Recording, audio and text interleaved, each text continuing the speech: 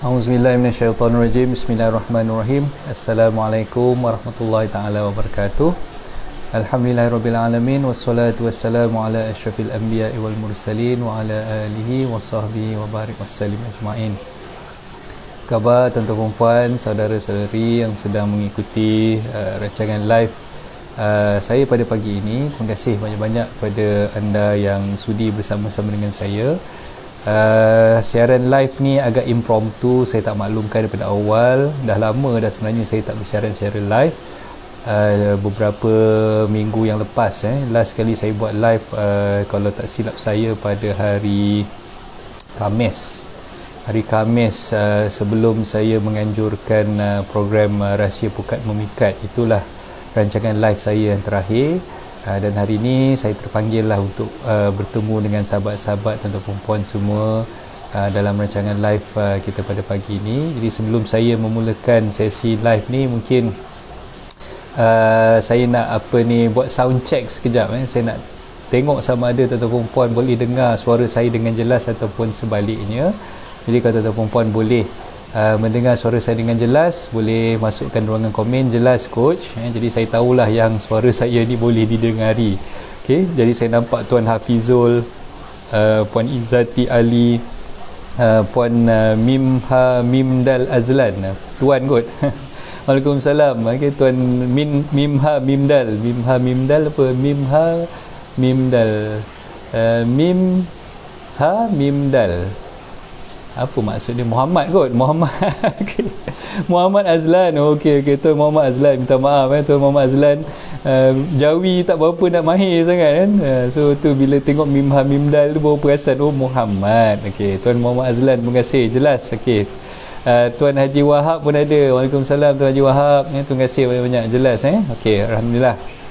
Di pagi-pagi macam ni, sambil-sambil kita duduk bersantai kat rumah, sebenarnya saya ada beberapa perkara lah yang saya ingin sharekan kepada tuan-tuan dan puan semua. Okey, topik yang saya pilih pagi ni, vaksin vaksin. Okey, so macam yang saya dah war-warkan semalam dalam program seminar yang kita dah anjurkan, Jual with Style, dan beberapa hari yang lepas tu sepanjang minggu saya dah war-warkan berkenaan dengan seminar yang saya anjurkan berkaitan dengan penjualan hartanah dan semalam saya percaya Tuan Haji Wahab pun ada beberapa sahabat-sahabat, kalau tak silap saya lebih 30 orang yang dah mengikuti program seminar Jual with Style semalam. Saya ucapkan terima kasih kepada tuan-tuan puan yang telah pun sudi bersama-sama dalam program tersebut. Dan minggu depan insya-Allah kita akan anjurkan pula program yang saya namakan Buy with Brain, beli dengan otak. Okay, Buy with Brain so direct translationnya beli dengan otak lah. Okay, jadi Buy with Brain ni kita fokuskan pula untuk bakal-bakal pembeli rumah.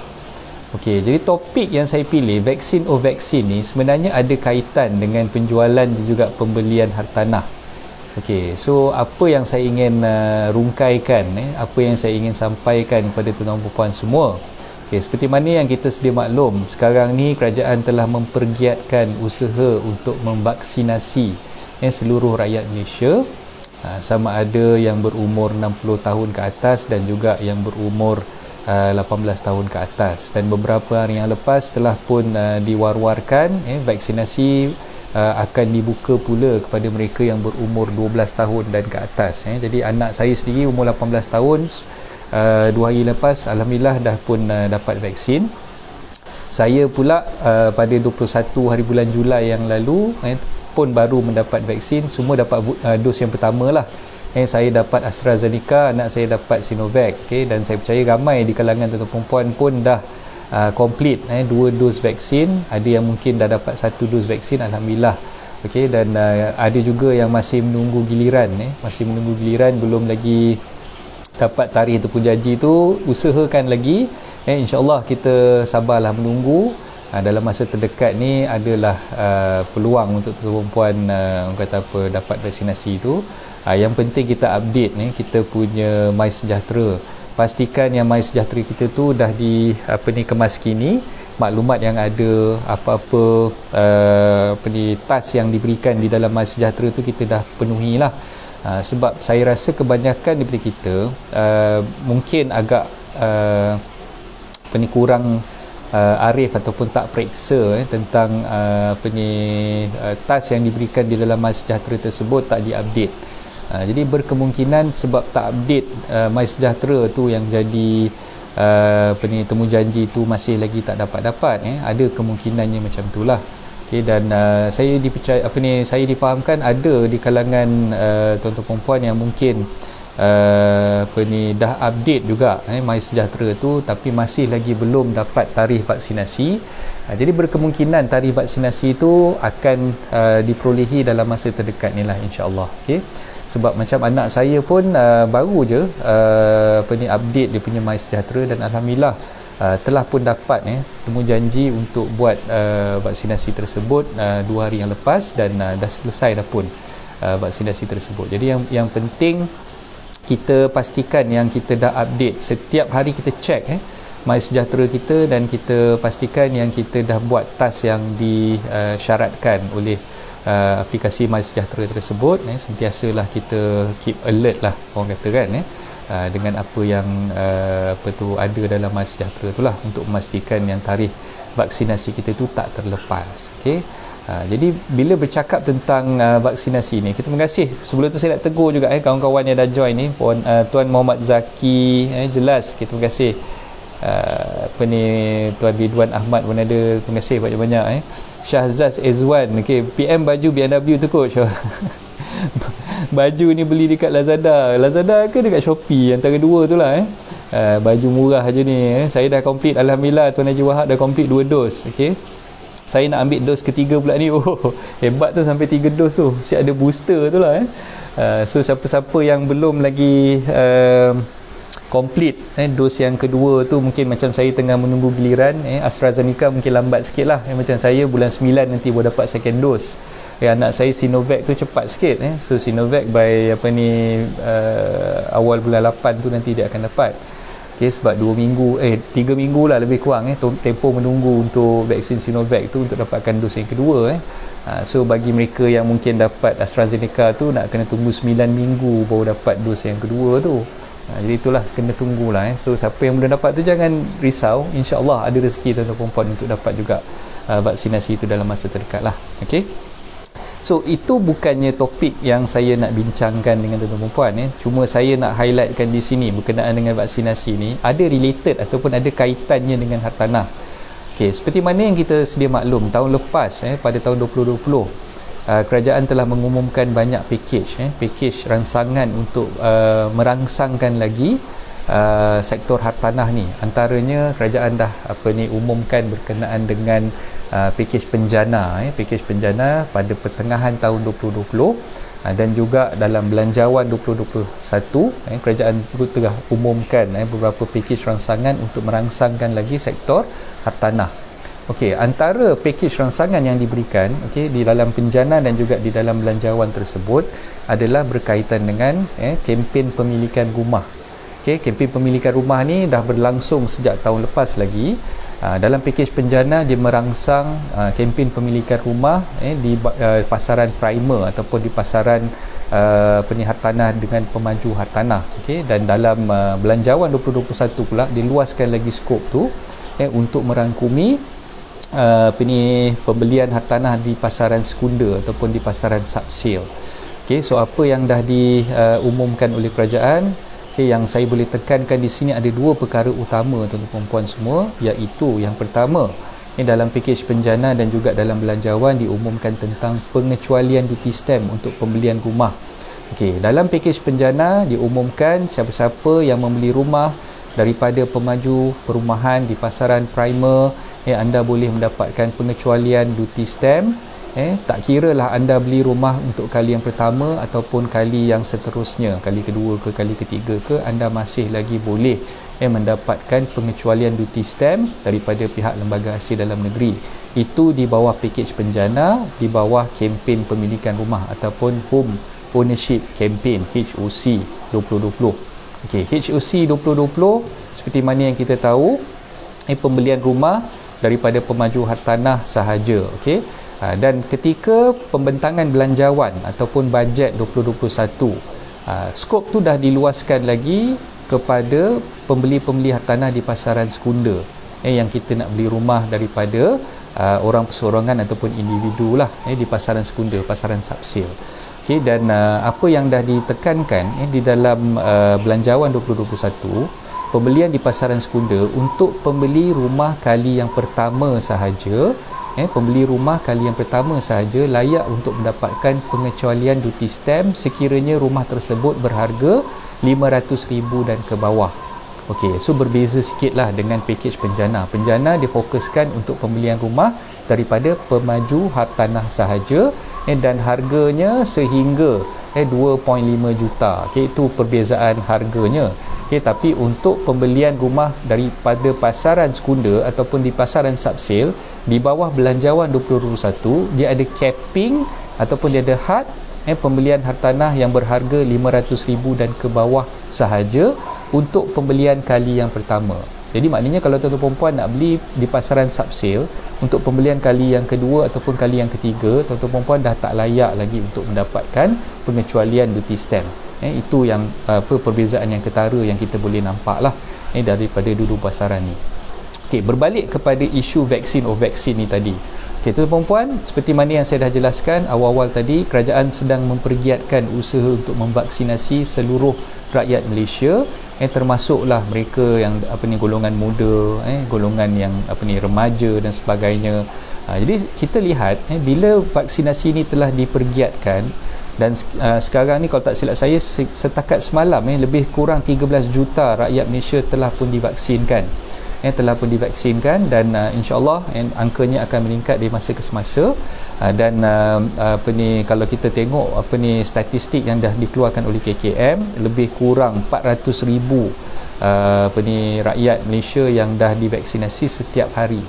Okey, jadi implikasi vaksinasi dengan pasaran hartanah ni, kalau kita boleh relatekan, sebenarnya kita boleh jangkakan setelah rakyat Malaysia majoritinya ataupun kita dah mencapai apa yang dipanggil sebagai herd immunity, herd immunity, semua ataupun boleh dikatakan 80% rakyat Malaysia telah pun divaksinkan. Okey, insya-Allah kita akan lihat pula pasaran hartanah kembali rancak seperti mana tahun-tahun sebelumnya. Okey, kalau katalah sekarang ni kita dalam tempoh PKP, dalam tempoh penularan virus COVID-19 ni masih lagi sedang meningkat, kerisauan tu masih ada di kalangan rakyat untuk membeli hartanah, disebabkan ramai di kalangan rakyat Malaysia yang kena COVID-19, tapi insya-Allah setelah proses memvaksinkan keseluruhan rakyat Malaysia tu dah tercapai, herd immunity itu dah tercapai, insya-Allah pasaran hartanah tu akan kembali rancak. Jadi kita boleh jangkakan kalau katalah sekarang ni dah mencapai boleh dikatakan 30%, 30 ke 40% herd immunity tu akan tercapai dalam masa terdekat ni, dan kita boleh jangkakan mungkin dalam beberapa tahun yang akan datang herd immunity tu akan dapat dicapai mungkin seawal bulan Januari tahun depan, bulan Januari tahun 2021. Januari 2022, dan ketika itulah sebenarnya tuan-tuan puan kita boleh nampak insya-Allah pasaran hartanah ni akan kembali rancak seperti tahun-tahun yang sebelumnya.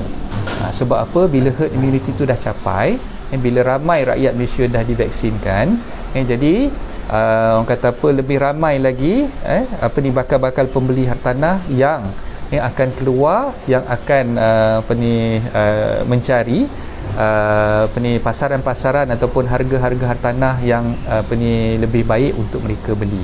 Okay, jadi dalam keadaan sekarang ni mungkin tuan-tuan puan sebagai bakal-bakal pembeli hartanah merasakan bahawa agak risau untuk beli. Kita takut dalam keadaan sekarang ni, kita takut untuk keluarkan duit, kita takut untuk belanjakan duit nak beli rumah, disebabkan kita tak tahu keadaan masa depan ni macam mana. Okey, jadi dengan adanya vaksinasi ni, bila dah tercapainya herd immunity tersebut, insya-Allah kerisauan rakyat untuk memiliki hartanah, untuk membeli hartanah tu dapat dikurangkan, dan lebih ramai lagi rakyat yang akan bersedia keluar dan membeli hartanah setelah proses vaksinasi itu selesai. Dan kita boleh jangkakan insya-Allah di awal tahun depan, awal tahun 2022 nanti, setelah boleh dikatakan majoriti rakyat Malaysia telah pun divaksinasi, insya-Allah kita akan nampak, insya-Allah kita akan lihat harga hartanah tu akan kembali pulih seperti tahun-tahun sebelumnya, insya-Allah. Okey, jadi itulah pandangan saya. Jadi kaitan vaksinasi dan juga hartanah sekarang ni, kita boleh relatekan bila ramai rakyat Malaysia yang dah berjaya divaksinkan, bila ramai rakyat Malaysia yang dah dapat protection, dapat pelindungan dengan adanya vaksinasi tadi, insya-Allah lebih ramai lagi rakyat Malaysia akan tampil, akan keluar ke depan untuk mencari potensi membeli sama ada rumah pertama ataupun rumah seterusnya, untuk tujuan pelaburan dan sebagainya. Jadi mereka dah boleh keluar dan mereka dah boleh beranilah, orang kata berani untuk membeli hartanah setelah herd immunity itu dicapai, insya-Allah. Jadi itulah pandangan saya. Okay, saya tengok sekejap ada komen-komen yang masuk ni. Saya nampak Tuan Hafizul ada tanya ni, ada komen coach ramai yang promote beli rumah secara pukal dengan developer, dapat diskaun dan cashback sehingga 50%. Logik akal saya too good to be true. Okey, Tuan Hafizul, kita tak nafikan ada sebenarnya sahabat-sahabat di kalangan investor property, macam yang saya dah pernah sharekan sebelum ni dalam rancangan live saya beberapa minggu yang lepas, berkaitan dengan pembelian hartanah secara pukal. Okay, mereka beli secara pukal ni macam mana tuan-tuan dan puan? Mereka wujudkan satu komuniti, komuniti yang bertindak mengumpulkan bakal-bakal pembeli hartanah yang berminat untuk membeli hartanah secara pukal bersama. Contoh katalah macam saya wujudkan komuniti. Contoh bukan saya dah wujudkan, saya kata contoh. Contoh kalau saya dah wujudkan satu komuniti, saya kumpulkan rakan-rakan mungkin di kalangan followers hartanah anda ni yang berminat untuk join bersama-sama dengan saya nak beli hartanah secara pukal. Beli hartanah secara pukal ni maknanya dia beli, sekali beli tu mungkin sampai 30 biji sampai 40 biji dengan pemaju yang sama. Okey. So bila beli secara pukal, demand kita untuk mendapatkan harga yang lebih murah ataupun harga yang lebih banyak dapat diskaun tu, sehingga mungkin 30%, 40% or up to 50% daripada pemaju hartanah tu mungkin boleh dicapai lah. Jadi saya tak nafikan adanya package-package yang dah buat oleh pemaju-pemaju hartanah untuk pembeli yang sanggup beli secara pukal macam tu. Jadi bila beli secara pukal ni bukannya maknanya satu orang beli sampai 10 sampai 20, tidak. Dia kumpulkan bakal-bakal pembeli yang bersetuju untuk membeli secara bersama. Jadi katalah saya dah wujudkan grup, ada 30 orang yang sanggup untuk beli secara pukal, beli secara bersama. Jadi 30 orang ni akan pergi ke pemaju hartanah yang sama, dia beli hartanah tu daripada pemaju tersebut dan demand untuk dapatkan diskaun daripada pemaju tersebut. Benda tu possible lah Fizul. So benda tu tak mustahil dan saya rasa ramai yang dah buat sebenarnya untuk dapatkan diskaun daripada pemaju tu, dah ramai dah yang berjaya buat macam tu. Jadi benda tu bukannya satu omongan kosong semata-mata lah, memang ada. Memang ada. Okey, Puan Dila, terima kasih banyak-banyak Puan Dila join kita bersama. Tuan Rashid, Waalaikumsalam Tuan Rashid, selamat pagi. Liz Diana, Waalaikumsalam. Ni rasanya orang yang baru join saya pagi-pagi macam ni selama ni. Jarang-jarang nampak lah nama-nama ni kan. Terima kasih banyak-banyak kepada semua yang dah join. Jadi saya ucapkan selamat datang kepada semua yang mungkin baru bersama-sama dalam rancangan live saya di page hartanah anda ni. Dan sedikit sebanyak apa yang saya dah kongsikan tadi, maknanya kita kena faham kerajaan sentiasa cuba untuk membantu sektor hartanah ni dengan mewujudkan banyak package, mewujudkan banyak perks. Antaranya macam yang saya sebutkan tadi, package penjana pada tahun 2020 yang lepas, kemudian dengan belanjawan 2021 pada hujung tahun 2020 yang lepas, dan sekarang ni kita nampak kerajaan mempergiatkan usaha untuk vaksin keseluruhan rakyat Malaysia untuk mencapai herd immunity tadi tu. Dan dari masa ke semasa insya-Allah kita akan dapat lihat lebih ramai lagi bakal-bakal pembeli hartanah yang dah berani untuk tampil ke depan dan membeli hartanah sama ada di pasaran primer ataupun di pasaran sekunder tadi itulah. Jadi itulah vaksin boleh membantu untuk mempergiatkan lagi ataupun merancakkan lagi sektor hartanah ni dengan cara macam tadi tu yang saya sebutkan tadi. Bila lebih ramai orang dah divaksinkan, lebih ramai orang yang dah dapat orang kata perlindungan vaksin tersebut, maka lebih ramai lagi yang berani untuk tampil ke depan untuk buat investment, untuk membeli hartanah sama ada di pasaran primer ataupun di pasaran sekunder tadi. Okay, so itulah sikit sebanyak perkongsian yang saya ingin kongsikan kepada tuan-tuan puan. Jadi kalau ada sebarang pertanyaan, ada sebarang persoalan yang ingin tuan-tuan puan ajukan kepada saya, boleh masukkan ruangan komen. InsyaAllah saya cuba jawab persoalan tuan-tuan puan semualah. Okay, saya percaya rambut masing-masing semua dah serabai macam saya ni yang duduk kat luar ni dengan angin sepoi-sepoi bahasa ni kan, rambut panjang tak dapat nak potong lagi. Kedai-kedai gunting rambut semua tak masih lagi, tak dibuka, nak gunting sendiri tak pandai. Jadi macam ni lah dengan orang kata apa panjang ni, rambut panjang ni dah berapa minggu dekat 2 bulan dah tak gunting rambut ni kan. Rimas memang rimas, rasa dah macam singa dah ni. Sebaik rambut banyak lagi kalau setengah orang tu mungkin rambut dah nipis kan, lagilah tak ada yang dah tak ada rambut dan sebagainya kan. Jadi bersyukurlah dengan apa yang ada. Angin kuat ni tuan-tuan puan, kat rumah saya ni memang tepi bukit. Jadi rumah kat tepi bukit ni memang angin bertiup sepoi-sepoi bahasa tu memang pagi-pagi macam ni memang best lah, duduk kat luar sambil kena kopi kan. Berangin je rasanya. Tu ada bunyi air terjun pula kat belakang, ada background ni, ada kolam kat belakang ni. Itulah ceritanya. Okey, jadi ada apa-apa soalan yang ingin diajukan boleh masukkan ruangan komen. InsyaAllah saya cuba menyantuni lah tuan-tuan puan semua di rancangan live saya ni. Okey, coach macam duduk tepi pantai, itulah dia. Tak ada pantai kat sini kan, ada bukit je kat rumah saya ni, tepi bukit.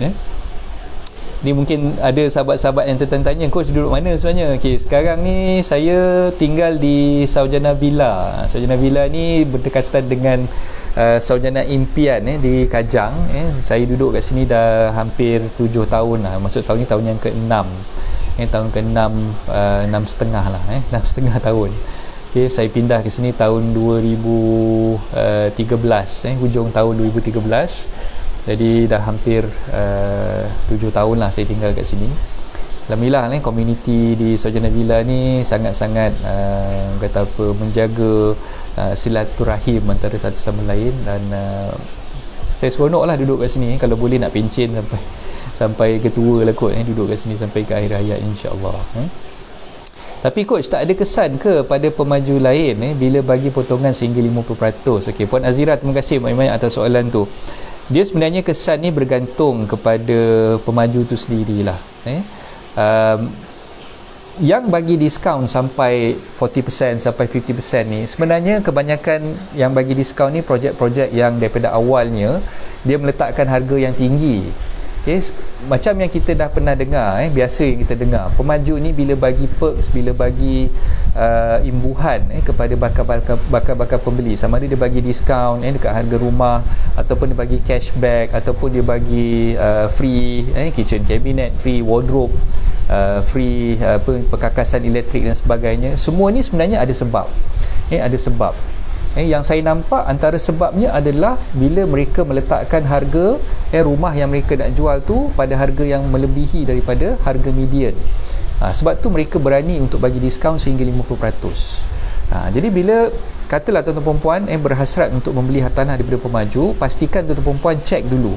Cek dulu di pasaran sekitar, kawasan-kawasan sekitar tu, harga rumah yang ditawarkan di pasaran sekitar, adakah harga rumahnya lebih rendah ataupun lebih tinggi berbanding harga yang ditawarkan oleh pemaju tersebut. Itu yang paling mustahak sekali tuan-tuan puan kena buat sebelum tuan-tuan puan bertindak membeli hartanah daripada pemaju yang menawarkan cashback ataupun yang menawarkan diskaun yang tinggi. Silap-silap hari bulan tuan-tuan puan terbeli hartanah yang sebenarnya dia kata dia dah bagi diskaun, dia kata dia dah dia dah allocate rebate dan sebagainya, tapi hakikatnya harga selepas diskaun, harga selepas rebate tersebut adalah lebih kurang ataupun at par dengan harga di pasaran sekunder ataupun pasaran subsale yang sedia ada. Itu yang tuan-tuan perempuan perlu buat kajian, ataupun kita panggil dalam istilahnya due diligence. Kita kena buat due diligence dulu, kita kena buat kajian terlebih dahulu untuk mengetahui berapakah harga median di pasaran sekitar kawasan rumah yang kita nak beli. Itu yang terbaik lah. Tapi kalau tanya rugi ke tidak ke, developer bila dia jual memang dia takkan rugi tuan-tuan perempuan. You just imagine rumah-rumah, contoh rumah high rise, satu blok kondominium ada sampai 150 ke 200 unit rumah apartmen kan, ataupun kondominium. Kalau misal kata developer majukan, mungkin dia majukan dalam satu projek perumahan tu sampai 2 ke 3 blok. Jadi kalau satu blok dah ada 200 unit, ada 2 blok dah ada 400 unit, dengan modal dia beli tanah dekat kawasan situ dan juga modal untuk dia bangunkan rumah dekat kawasan situ, saya rasa developer dah congak dah. Dia dah kira berapa keuntungan, berapa profit margin yang dia dapat, dan bila dia publish harga yang nak dijual tu, biasanya harga tu memang lebih tinggi berbanding dengan harga median ataupun harga semasa kawasan sekitar dekat projek perumahan tersebut dibangunkan lah. Jadi bila dia bagi diskaun sampai 40% sampai 50%, semua ni sebenarnya dia dah calculate. Dia dah calculate siap-siap, dia dah tahu dah ROI dia berapa, dia dah tahu dah sebenarnya dia punya keuntungan yang dia boleh capai daripada penjualan rumah-rumah tersebut. Jadi itulah yang saya nampak di situlah untuk menjawab soalan Puan Azirah lah. Okey, Hafizul ada sambung kat sini. Maksud saya dari segi harga yang di-offer oleh developer untuk pembelian pukal memang tak mustahil kerana ada few member terlibat pembelian pukal tahun 2010 hingga 2013. Yes. So itulah macam yang Hafizul beritahu, benda tu memang tak mustahil dan memang orang kata apa, ada community yang membuat pelaburan hartanah sebegitu. Jadi dia kumpulkan seramai yang boleh orang-orang yang nak beli hartanah bersama-sama dengan mereka dalam komuniti mereka ni, dan mereka akan pergi ke pemaju-pemaju tertentu, mereka akan demand pemaju-pemaju tertentu tu untuk menurunkan harga, untuk memberi diskaun pada pembelian pukal yang mereka dah kata apa, plan tadi tu. Jadi bila pemaju tu bersetuju untuk bagi diskaun, barulah mereka akan letakkan deposit dan akan sign booking ataupun perjanjian jual beli dengan pemaju-pemaju tu lah. Itulah yang dia ni. Okey, ya setuju. Tu yang saya nak coach stresskan.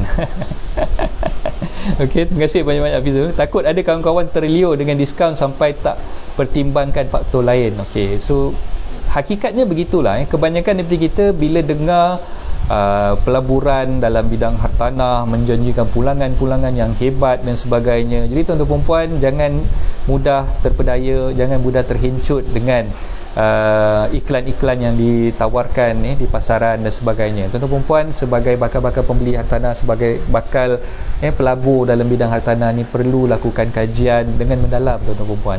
Perlu penuhkan ilmu di dada, perlu kenal pasti hartanah yang bagaimana yang dikatakan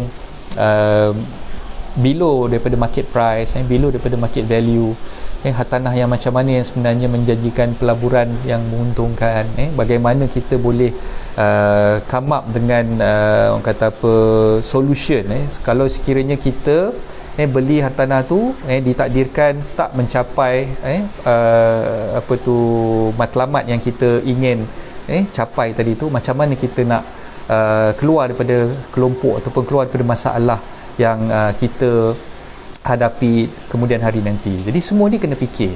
Semua ni perlu diperhalusi dan perlu dikaji. Jangan kita main belasah beli ikut orang. Kita join mana-mana grup komuniti tanpa ilmu. Kita beli berdasarkan kepada apa yang kita rasakan, apa yang kita percaya bulat-bulat dengan apa yang orang beritahu kepada kita. Jangan tuan-tuan perempuan, bahaya.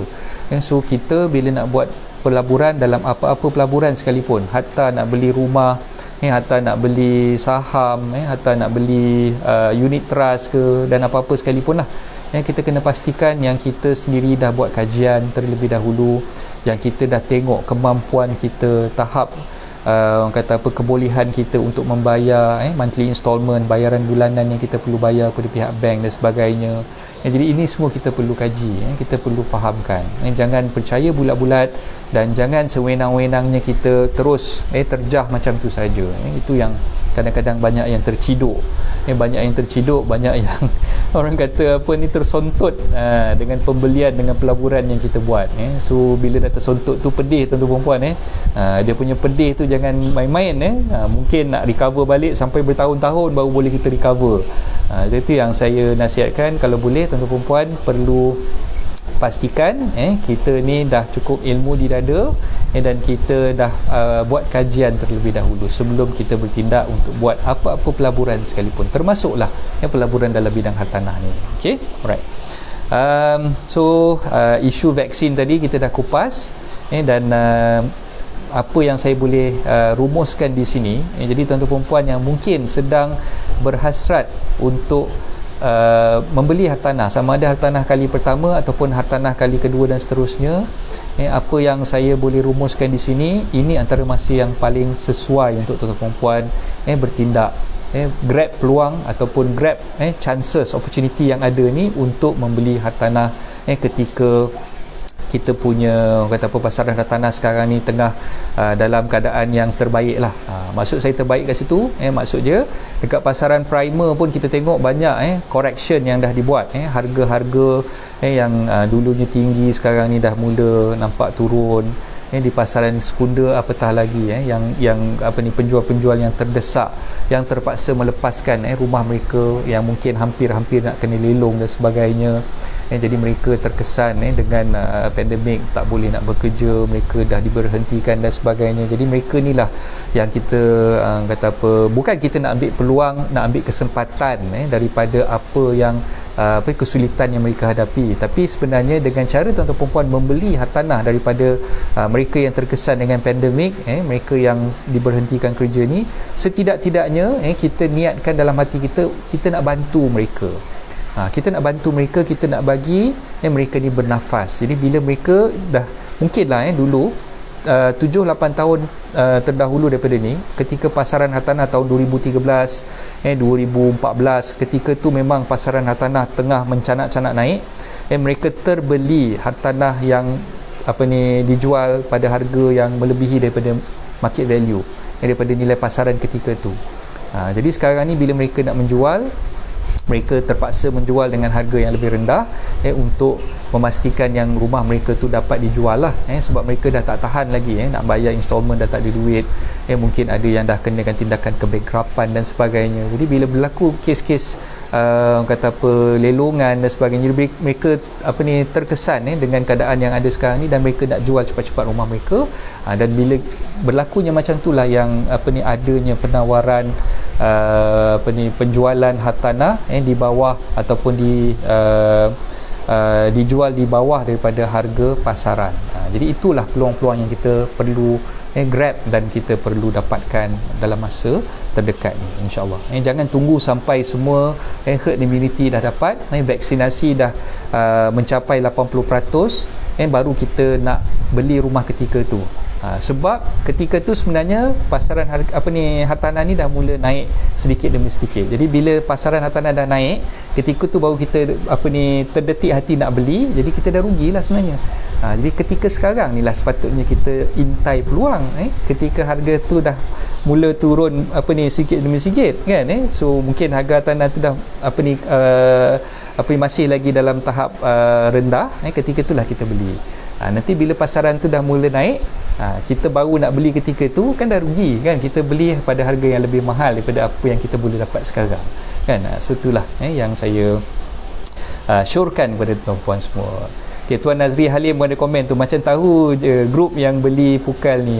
Itulah, tahu-tahu sendirilah. Saya tak nak letakkan nama dia, saya tak nak komen lah isu tu.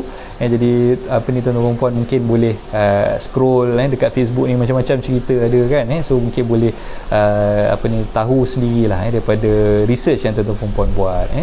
Okey, Puan Liz Diana, terima kasih ilmu yang bermanfaat. Terima kasih banyak-banyak Puan Liz Diana yang sudi bersama-sama dengan saya pada pagi ni. Okey, so saya rasa itu sajalah perkongsian saya untuk pagi ni. Tak lama pun rancangan live kita ni saja je mengubat kerinduan saya kepada tuan-tuan puan semua lah. Dah lama saya tak bersiaran secara live. Di samping itu saya nak bertegur sapa dengan sahabat-sahabat semua di Facebook page Hartanah anda ni, dan insyaAllah Tuan Yazid baru masuk nampaknya tu. Waalaikumsalam Tuan Yazid, terima kasih. Syarian pun ada, dah 5 bulan pending tunggu konsen dari pejabat tanah, kesian owner tunggu lama dah. Oh ya ke? Okay, minta maaf banyak-banyak lah mungkin on behalf of peguam yang menguruskan urusan jual beli hartanah tuan-tuan puan, ada yang terkesan disebabkan PKP, disebabkan PKPD, pejabat tanah tak buka, konsen pindah milik tak dapat diperolehi daripada pejabat tanah. Bukan kami sengajakan sebenarnya tuan-tuan puan, sebab memang urusan tu tergendala disebabkan urusan di pejabat tanah tu tak buka. Jadi itulah menyebabkan kelewatan di pihak kami para peguam nak menguruskan, nak dapatkan konsen, nak buat pindah milik, nak disburse loan dan sebagainya. Itu yang jadi berlaku kelewatan di situlah. Tuan S Sabri, terima kasih banyak-banyak. Jadi terima kasih kepada semua sahabat-sahabat yang dah join rancangan live ni. Jadi sahabat-sahabat perunding-perunding hartanah, sahabat-sahabat pejuang-pejuang hartanah, teruskan berkongsi ilmu, berkongsi maklumat yang ada kepada bakal-bakal pembeli rumah yang ada di luar sana. Dan insya-Allah dengan cara kita banyakkan berkongsi, dengan cara kita banyakkan buat live macam ni, macam yang saya dah buat ni, mungkin ada di kalangan sahabat-sahabat yang dapat insya-Allah menarik perhatian bakal-bakal pembeli rumah di luar sana untuk berurusan dengan sahabat-sahabat semua. Dan bila nak buat perjanjian jual beli, nak buat SPA dan sebagainya, itu bolehlah jumpa dengan saya. InsyaAllah saya boleh bantu untuk uruskan penjualan ataupun pembelian rumah yang tuan-tuan puan hajati tadi tu dengan menggunakan firma guaman saya, insyaAllah. Okey, jadi itulah sedikit sebanyak perkongsian saya untuk pagi ni. Yang baik itu datang daripada Allah, yang kurang baik itu datang daripada kelemahan diri saya sendiri. Saya minta ampun dan maaf sekiranya saya ada terkasar bahasa ke, saya ada tersasul ke, saya mungkin ada tersinggung perasaan siapa-siapa ke pada pagi ni. Jadi semua tu tak disengajakan, dan insyaAllah kalau ada rezeki kita akan jumpa lagi di lain masa. Dan jangan lupa minggu depan pada hari Sabtu, insyaAllah pada hari Sabtu 1 hari bulan 8 1 bulan Ogos, kalau tak silap saya lah, Sabtu tu 1 bulan Ogos, saya akan anjurkan pula seminar yang saya namakan Buy with Brain. Buy with Brain, beli dengan otak. Okay, khusus untuk bakal-bakal pembeli rumah kat luar sana, macam mana teknik tuan-tuan perempuan nak berurusan dengan seorang perunding hartanah, bagaimana tuan-tuan perempuan nak berurusan dengan peguam, apa langkah-langkah yang patut tuan-tuan perempuan ambil sebagai pembeli hartanah sebelum beli rumah, ketika nak beli rumah dan selepas nak beli rumah. Semua tu saya akan kupas dalam seminar hartanah Buy with Brain yang akan saya anjurkan pada hari Sabtu minggu hadapan. Jadi link untuk pendaftaran tu saya akan buka insya-Allah esok. Esok insya-Allah saya akan buka link pendaftaran tersebut. Tuan-tuan perempuan saya jemput untuk mendaftar dan joinlah bersama seminar Hartanah Buy with Brain yang saya akan anjurkan pada minggu hadapan, insya-Allah. Jadi itu saja daripada saya. Insya-Allah kalau rezeki nanti kita jumpa lagi. Assalamualaikum warahmatullahi taala wabarakatuh. Bye bye.